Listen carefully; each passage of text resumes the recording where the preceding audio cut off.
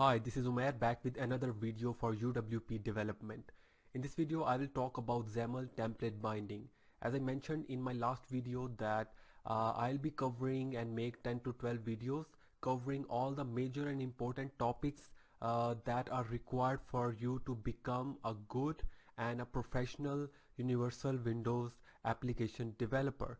So in my last video I talked about data binding and element binding. In this video that is a kind of advanced data binding that is called template binding, and I have opened an image. As you can see that this is an image. This is the one template containing the image, the name of this image and the author of this image, the book, and I have given the link of these 6 images in the link description below. You can use your own images, but make sure all the images sizes are the same. Alright, and what is template binding? Template binding means that we bind a collection of properties. Like in this one part you can see there is an image, a title and an author, and this is the collection of properties, and I will make a new class for this collection and I will bind the whole model, the whole collection with the collection of Xaml elements. Alright, this is not the binding of one property with the one element inside the Xaml. This is the binding of collection of properties with the collection of elements in the Xaml. So I hope that you will learn a lot in this video.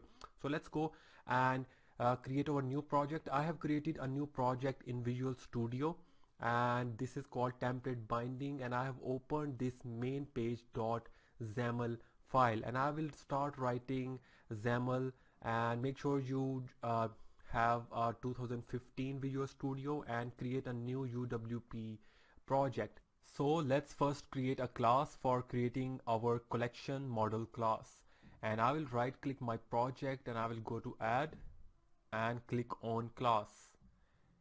Alright, and I'm gonna name this class book item. Alright, so click on add button. So now in this class I need to create few properties for the image, for the title of the book, for the author and the ID of that item. Okay, so I will write public int ID, and inside it I will add get and set. Okay, and I will copy this one property code and I'm gonna paste it 3 more times, and I will change the name and the return type string, and I'm going to give it name, and I'm going to change it as well string author.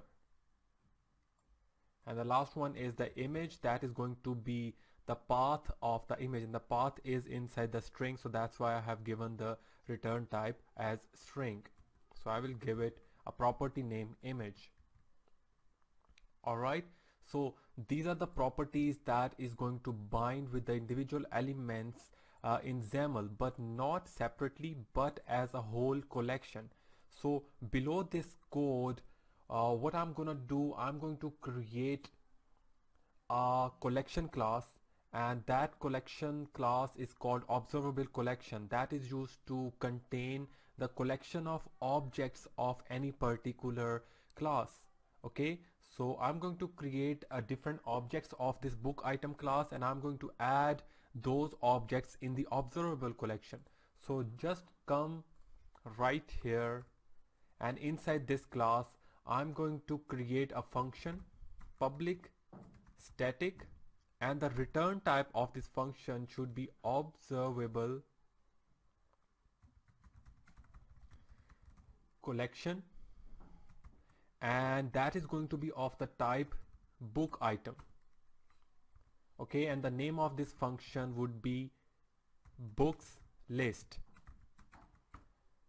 Okay, it's giving me error because I need to bring up some namespaces. So if I hover my cursor on it, I need to import this package, so I'll click on it. So you can see that it's giving me error, not all code paths return a value. I need to return observable collection object from this function. That's why it's giving me an error. So observable collection must contain the objects that should be of type book item. Alright, so now I need to create a few observable collection objects for this class. So I will write observable collection, and that is going to be of type book item, and I'm going to name this object books equals to new observable collection of type book item.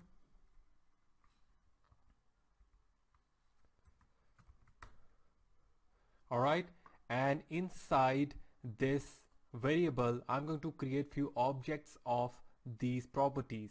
So I'm going to write new book item, and I'm going to call the constructor of this class and instantiate it with the values of the properties. So I will write first one is our ID equals to 1, name equals to mathematics, author equals to, let's say, Adnan, and the last one is our image. I haven't added the images in my solution explorer, so let's first go to our solution explorer, and I'm going to right click my assets and add existing item. Okay, and I'm going to go to my assets. Make sure you download these images. I'm going to select all these images and click on add, and you can see that I have added all these images in my assets folder. So now I can give the path of those images inside it. So I can write assets.b1.png. Okay, so now I have created my first object. Now I need to copy this one and paste it second time, third time, fourth time, fifth time, and sixth time, because we have 6 images. So I'm going to change the name of all these things. First, let's create and change the IDs. 2, 3, 4, 5, and the last one is our 6. So let's change the name of our books. First one is mathematics, second one, let's say, our physics, third one is biology. Okay, let's press Ctrl Z and click on it, and I'm going to write biology. And the fourth one is our English, fifth one chemistry, and the last one is computer. And I need to change the author as well. First one is Adnan. Let's change the authors. You can write anything inside it as you want. Hamza.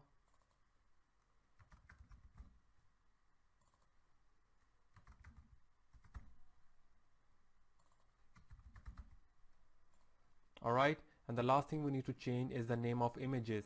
So first one is B1, B2, B3, B4, B5, and the book number 6. Alright, let's remove this comma.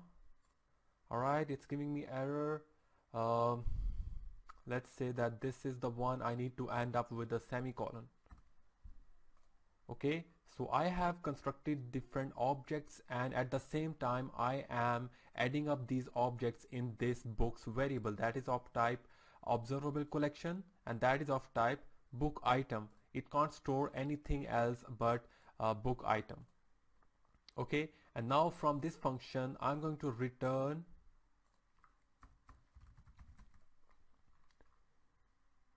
this variable. Alright, and now you can see that the error has gone from this function name. Now this was all we needed to write inside this class. We will call this function, and this function is going to return all the collections, all the objects to where we will call from. Okay, and I will open up my click on this drop down arrow icon and I will click on main page.xaml.cs file, and I will use that function inside this main page.xaml.cs. Alright, so let's first come inside the class but outside this main page method. Alright, and I'm going to create private. Let's copy observable collection of book item class, and I'm going to paste this one inside it. Okay, and I'm going to name this variable book items and end up with the underscore. Alright, if I hover my cursor on it, I need to include the package for it. Alright, so error has gone. So I have created the variable. Now I need to create a property. Make sure that the property must have getter setter. So I need to write public observable collection of type book item, and the name of this property is book items. Okay, and get, and inside the get I'm going to return book item, and inside the set I'm going to set the value for book items and the value. Alright, and I have created the property for it. Now let's come inside the main page function. This is the constructor for this class. Okay, and after this initialize component function call, I'm going to call that function to bring up all the objects inside this variable. Okay, so I will write book items equals to book item dot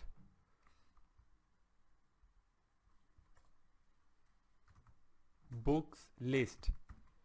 Alright, so this function is going to return me all the collection of objects that are of type book item, and I'm gonna storing all the objects inside this book items variable. Alright, so it's giving me error, inconsistent accessibility, property type observable collection is less accessible than the property main page book items. So it's gonna remove in a bit. So I'm going to set the context object context to the XAML. Okay, so this dot data context equals to book item, book items.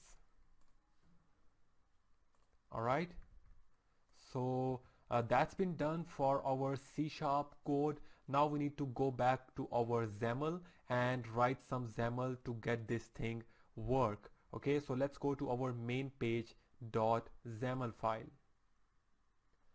Inside the main grid element, I need to use a main grid view element, and I'm going to give it a name, and that is going to be book item grid. Okay, and I have added this element because I want my collection objects to be stored and shown in the form of grids.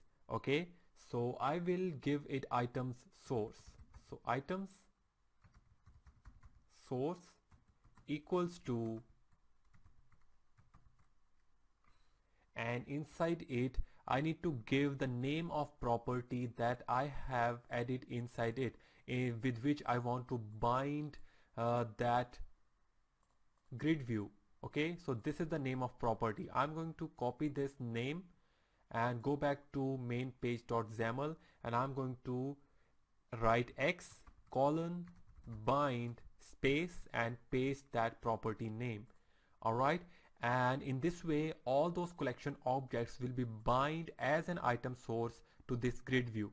Okay, and after that I need to give it horizontal alignment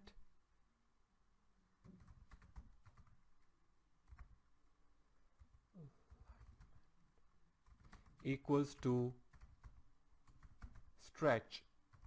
Okay, and after that I need to give it margin. I will write 10, 0, 0, 0. Alright, actually I need to remove this one. alright, because I need to add it as a property of grid view. So let's remove this uh, greater than sign. So let's remove it. Now our code have been highlighted with different colors. Okay, so we have added our grid view, and after that we need to define the styles, that in what style our objects should be shown, whether the image should be shown at the top of author or the author name should be shown at the top of image. Where should we show over the name of our book? Now let's come inside the element of grid view, and now I need to write grid view dot item template. Alright, and inside it I need to define the styling of my elements. So I will write data template x colon data type local and the name of property, that is our book item. Alright, and this is where I will start writing my elements. So I will define grid background and I will write white. Okay, and I need to give few properties to grid. So let's give it margin, that is 10, and after margin let's give it some height equals to 270, and width equals to, not min width, width equals to 200. Okay, let's end this grid element, and inside this grid I will write grid dot row definitions, and inside this row definitions element I will define the width and height of my rows. So I will write row definition height, and that will be auto. Auto means that whatever we will add inside it, the height of this row will be automatically set. Okay, let's add the forward slash, and I'm going to copy this line and paste it below, and for the height of my second row I will write star. Okay, now let's come out the ending element of my row definition, and I will define my image, my text box for the author. So I will write image name, and I will bind my image, and for the other property of my image I need to give it source.